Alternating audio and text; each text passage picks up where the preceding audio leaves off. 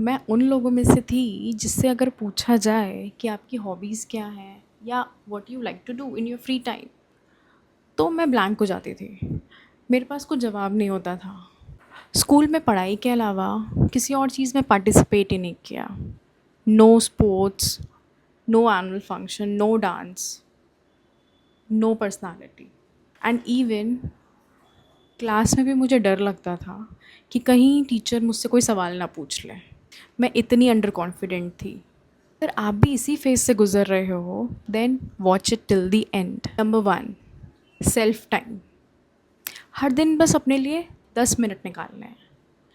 Take a pen and a notebook and write down कि आपको कौन से 3 से 4 काम आज करने हैं, या तो आपको कौन सी हैबिट अपने अंदर बिल्ड करनी है।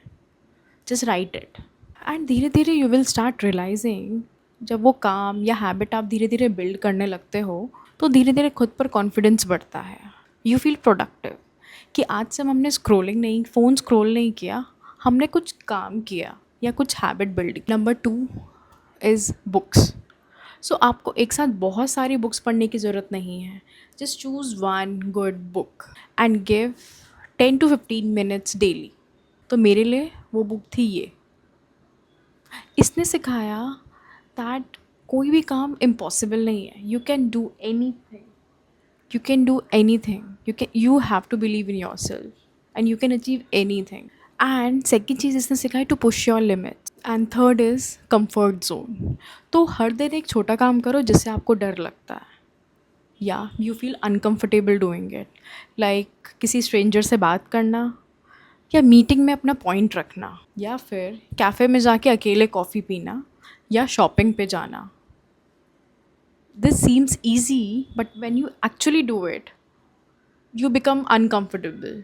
सो मेरे लिए था वो अकेले ट्रैवल करना।